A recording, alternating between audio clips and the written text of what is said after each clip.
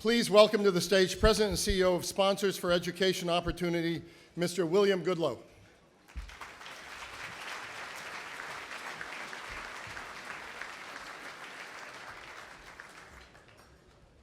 Okay, thank you, Fred, and thank you for the update on the returns from Indiana as well. I won't have to check my phone later now. So this evening, I have the privilege of introducing Henry Kravis, who is receiving the Atlantic Council's Distinguished Business Leadership Award. For many years now, I have worked closely with Henry, and I've come to know someone who is an exceptional leader and an even more exceptional person. Now, most of us know a lot about Henry already. You have heard and you've read about the man who was a pioneer in creating the industry now known as private equity, who has played and is still playing a key role in building and turning around countless businesses, and whose firm, KKR, remains a leader in private equity 40 years after the firm was founded or co-founded by Henry. And by the way, it's 40 years to the day this past Sunday that the firm was co-founded by Henry. So that's the Henry Kravis that you know. Now I will tell you about the Henry Kravis I have come to know. I'm president of a nonprofit organization, Sponsors for Educational Opportunity, or SEO for short. And our mission is focused on preparing underserved young people for college and career success. Since 2009, Henry has worked with SEO as a funder, a strategist, and a tireless advocate for our work. He has been particularly involved with our SEO Scholars Program, which works with low-income public school students for 8 years, from 9th grade through college. And we're proud to have a 95% college graduation rate. Now, this is at a time when 20% of low-income students who start college actually graduate. In January 2014, SEO elected Henry as board chairman, asking him to spearhead a significant expansion of our programs, and he has delivered beyond all expectations. We have almost 1,000 students.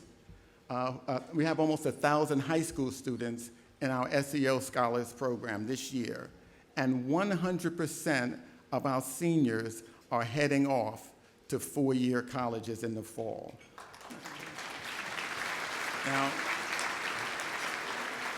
and about 75% of those students will be attending schools that are among the most competitive in the US.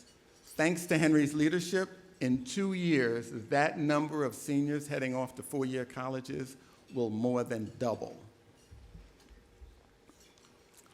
Now, Henry's just been an invaluable resource, asking of SEO the same types of questions he asked of KKR's businesses.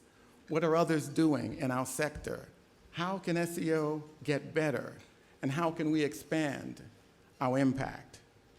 And Henry is just incredibly passionate about our work to close the opportunity gap in education and in careers.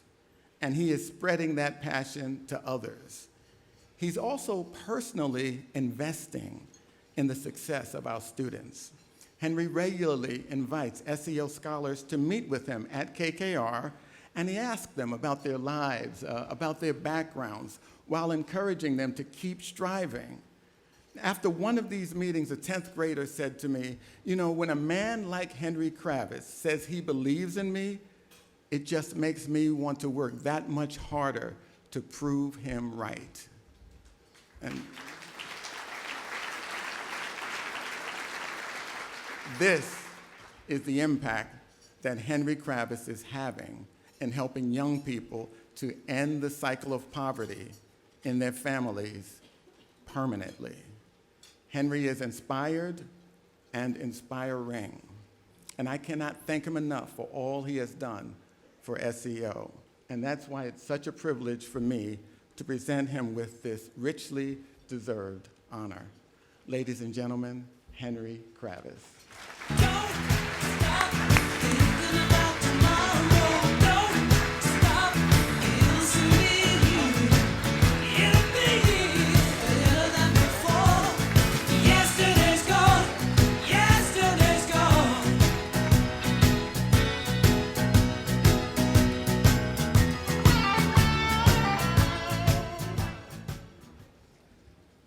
Well, William, thank you.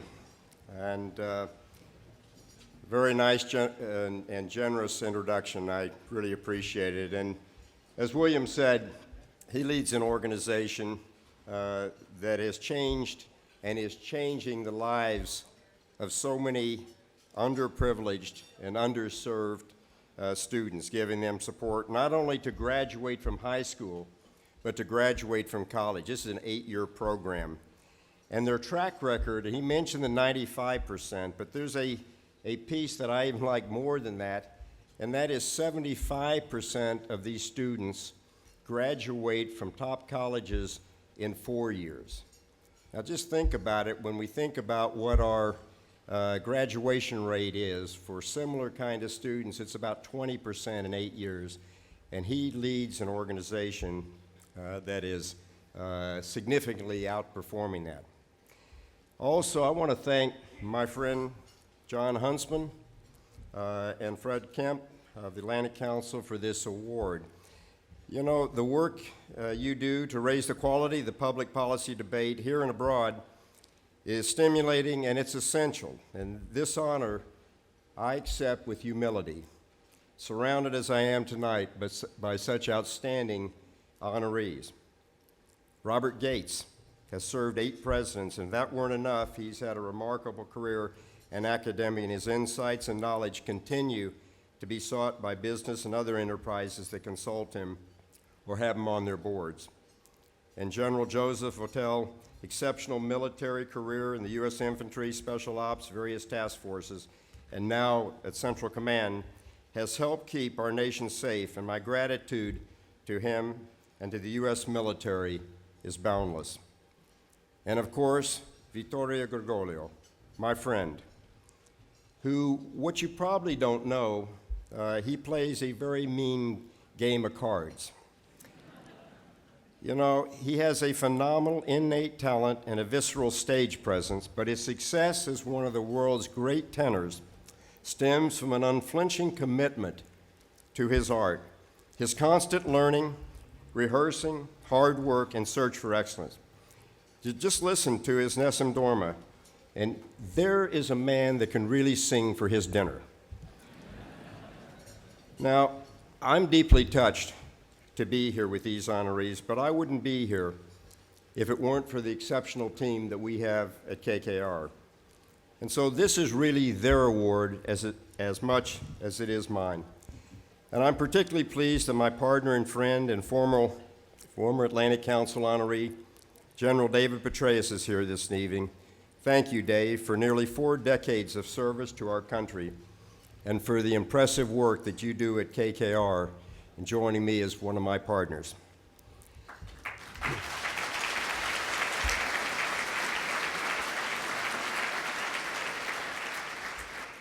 Now, it's an understatement to say that today our world seems afflicted by a deep bout of schizophrenia. But much hope and promise emanating from technology, medical progress, improvements in the living conditions of hundreds of millions of people, and yet so much frustration and fear triggered by the competition globally, by technology, and by anemic growth, stagnant incomes, environmental uncertainties, terrorism, intolerance, and what seem like intractable humanitarian problems. Just a little over 25 years ago, as the Berlin Wall fell, it seemed that Western liberal democracy and the free market economy and democratic ideals that sustained it were on the march. In the great ideological struggle of the 20th century, freedom appears to have won. Well, today that hard-won victory does not look so secure. Authoritarianism, dogmatism, nationalism have reemerged. And I might add a last barbarism. In the U.S., the post-Cold War consensus on markets, openness, engagement in international institutions, and trade is mired in controversy and what could unfortunately be breaking down. So what could be done? Well, far from me to pretend to have the answers to these problems. Others are certainly more qualified to discuss the geopolitical, economic, and military strategies required to reshape and rebuild this consensus. However, I'd like to share a perspective on what the business community can contribute. I firmly believe that business leaders must play a role to rebuild trust in an economic and political system that, despite its many flaws, is the world's most powerful force for human advancement, innovation, and prosperity. As CEOs, we can do more. We must do more, and we shall do more. At least at KKR, we're determined to do more. As business leaders, we're not only stewards of the companies we lead, we're also stewards of the capitalist system that creates the conditions for business and economic well-being to grow. It remains the best vehicle to meet the aspirations and dreams of the American people.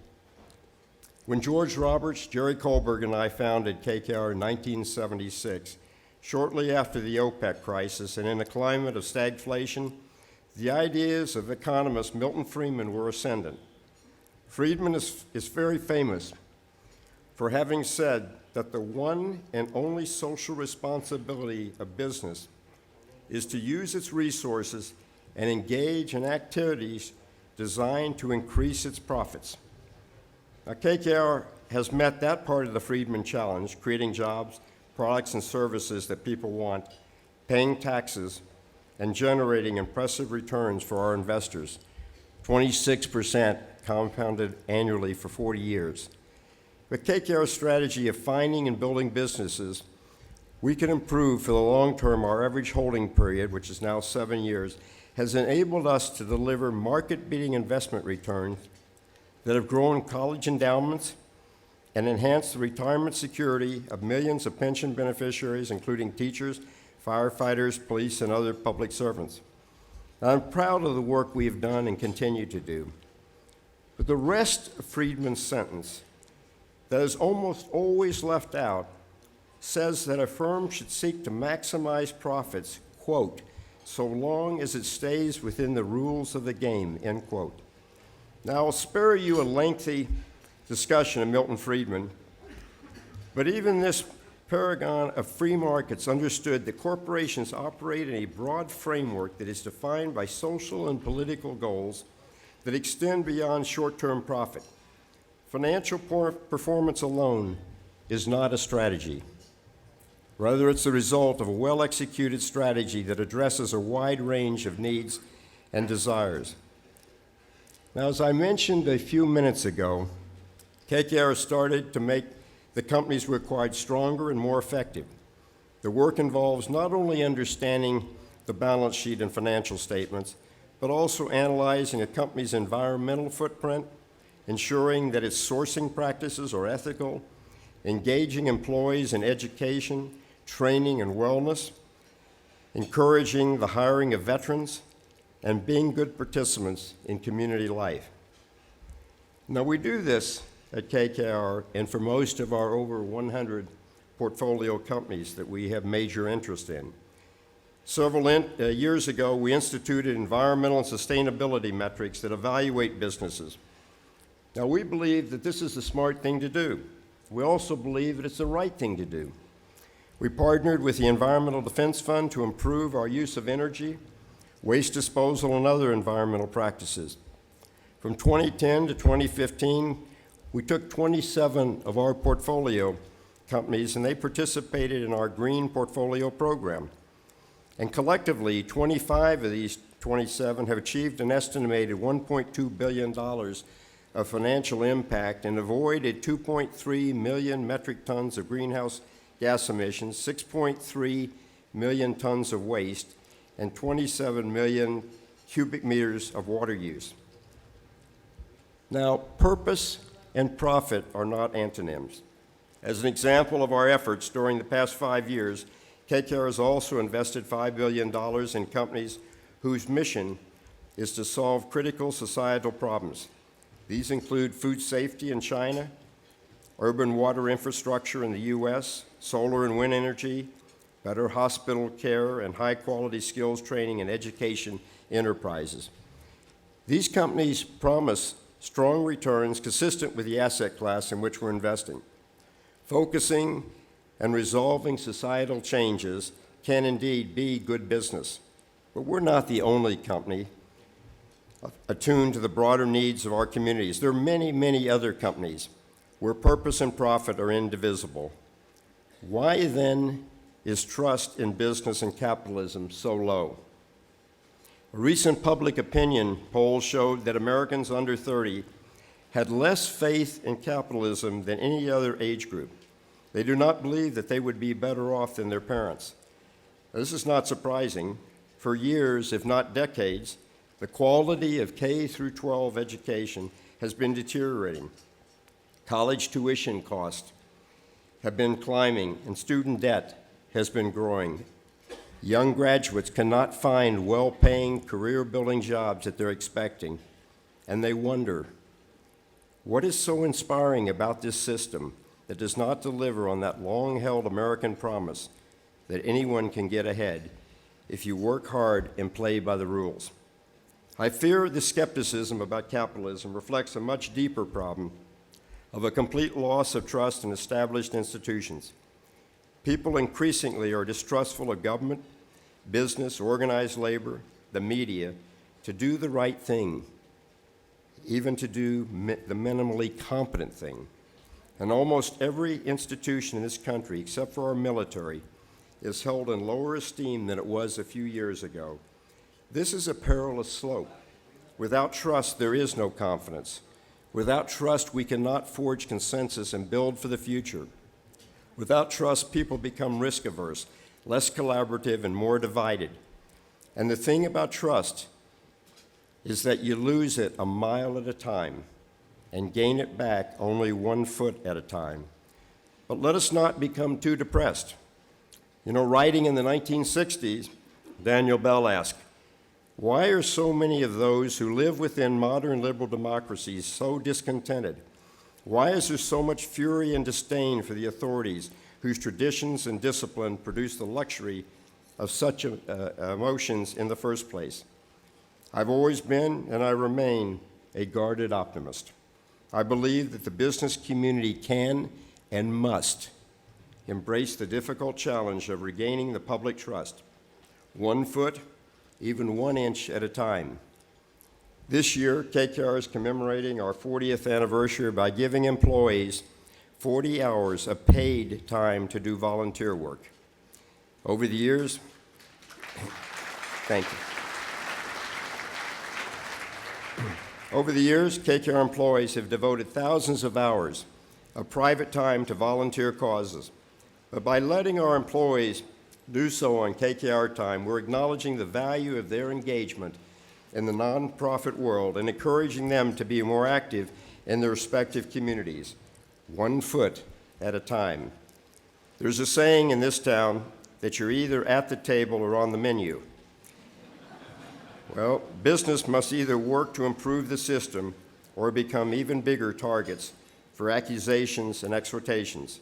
It is up to all of us in the business community.